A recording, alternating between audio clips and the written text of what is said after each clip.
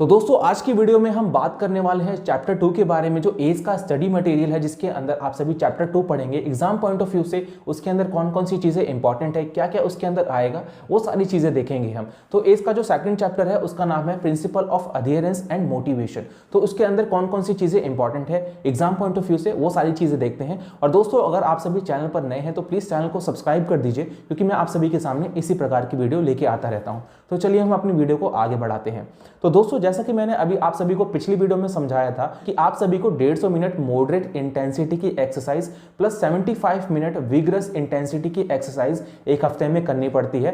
तो second chapter में भी ये चीज दी हुई है। अगर आप सभी एज की किताब उठा के देखेंगे तो आपको ये बहुत ही ज्यादा देखने को मिलेगा कि जो इंपॉर्टेंट चीज है, काफी ज्यादा यूजफुल चीजें होती है, उसको वो बार बार रिपीट करते हैं ताकि आपके दिमाग में एकदम अच्छी तरीके से वो बैठ जाए। तो इसके अंदर भी ये बताया गया कि अगर आपको कार्डियो करना है, बेसिकली ये कार्डियो के लिए कि अगर आपको कार्डियो करना है तो 150 मिनट आपका एक हफ्ते के अंदर मॉडरेट इंटेंसिटी की एक्सरसाइज होनी चाहिए कार्डियो की।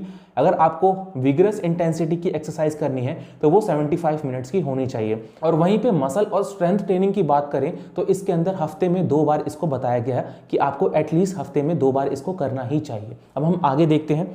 तो दोस्तों अगर आप सभी जाएंगे तो पेज नंबर 29 पे, अगर आप सभी के पास पीटी मैनुअल होगा, सीपीटी का मैनुअल होगा एज का, तो उसके अंदर आप सभी पेज नंबर 29 पे जाएं। वहां पे आपको की कंसेप्ट दिखाई देगा। की कंसेप्ट के अंदर आप सभी को इंट्रिंसिक मोटिवेशन, एक्सट्रिंसिक मोटिवेशन और सेल्फ एफिकेसी दिखाई देगी। तो आप सभी वहां पे देखिए, वो बहुत ही ज्यादा इंपॉर्टेंट है। तो चलिए देखते हैं कि आखिरकार इंट्रिंसिक मोटिवेशन क्या होता है। तो इसकी डेफिनेशन देखते हैं। It is a motivation that is coming from inside because it makes you happy to go to the gym.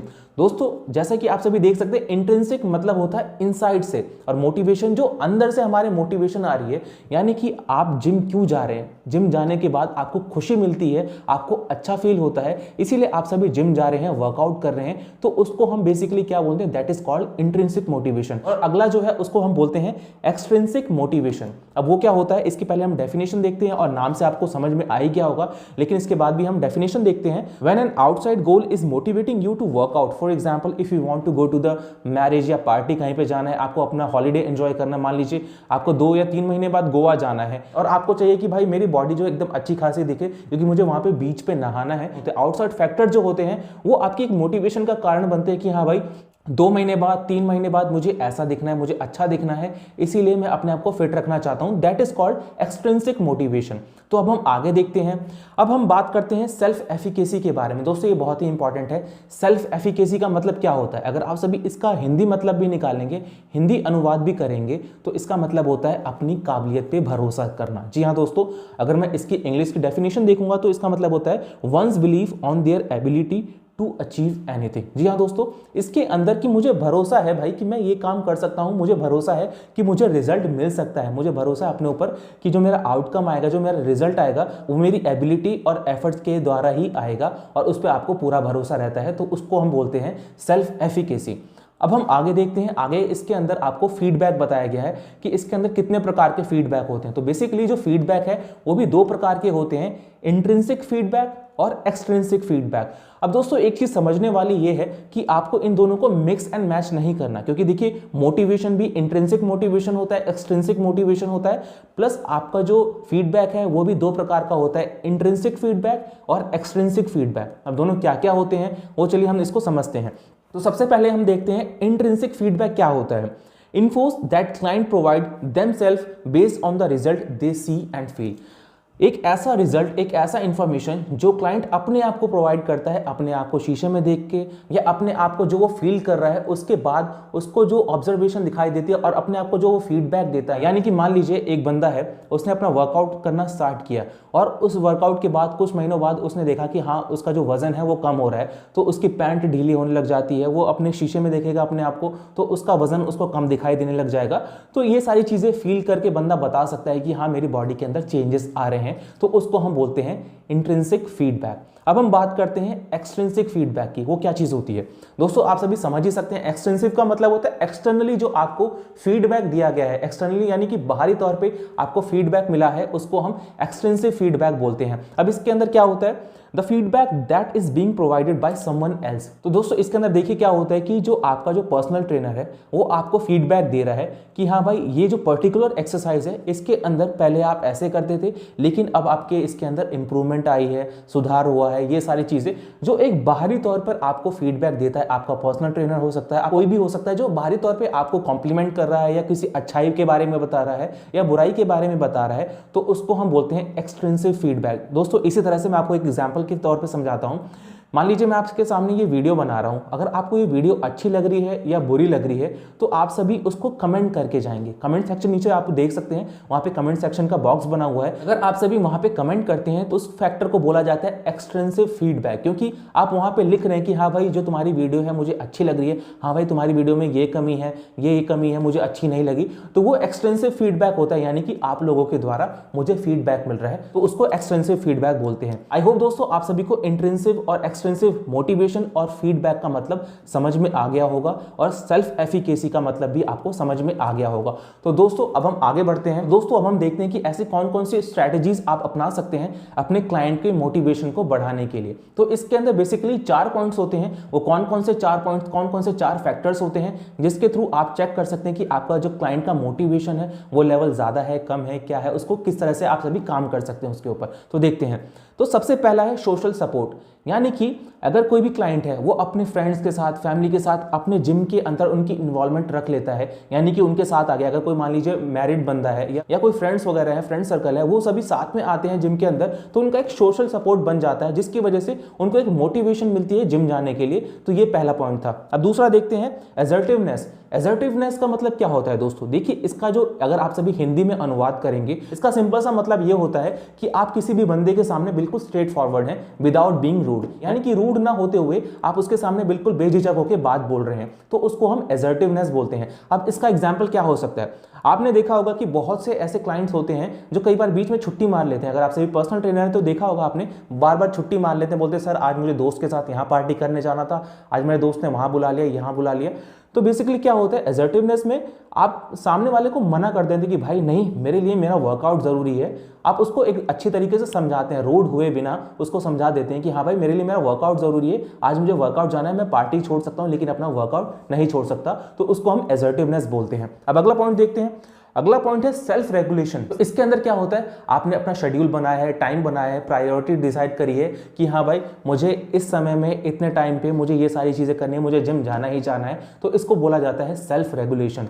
अब हम चौथा पॉइंट देखते हैं। इसके अंदर आता है हाई रिस्क सिचुएशंस। अब इसके अंदर आपको देखना पड़ेगा कि जो आपका जो क्लाइंट है उसकी पर्सनल लाइफ में कुछ ऐसी चीजें तो नहीं चल रही जो कि उसको जिम छोड़ने पे मजबूर कर रही हैं। किसी भी पर्सनल ट्रेनर के लिए ये चीजें समझना बहुत ही ज्यादा जरूरी है, क्योंकि इससे ही पता चल पाएगा कि जो आपका क्लाइंट है वो आपके साथ लंबे समय तक टिका रहेगा, कोई भी पर्टिकुलर एक्सरसाइज का प्लान जो है या डाइट प्लान वो फॉलो कर पाएगा या नहीं कर पाएगा। इन 4 चीजों के द्वारा आप सभी पता लगा सकते हैं। तो ये सारी 4 चीजें थी जो आप सभी उसके मोटिवेशन लेवल को चेक कर सकते हैं। अब दोस्तों मैं बात करता हूं कि ऐसे कौन कौन से फैक्टर्स हैं जो कि आपके एक्सरसाइज पार्टिसिपेशन और अडियरेंस को इफेक्ट करते हैं। तो सबसे पहला इसके अंदर आता है पर्सनल एट्रीब्यूट, जिसके अंदर आते हैं आपके demographic variables, health status, activity history, knowledge, attitude and belief, और लास्ट आता है आपका साइकोलॉजिकल ट्रायल। अब इसके अंदर हम सबसे पहले देखते हैं डेमोग्राफिक वेरिएबल्स क्या होते हैं। डेमोग्राफिक वेरिएबल्स का मतलब होता है these are the factors that influence a person to participate in a programme.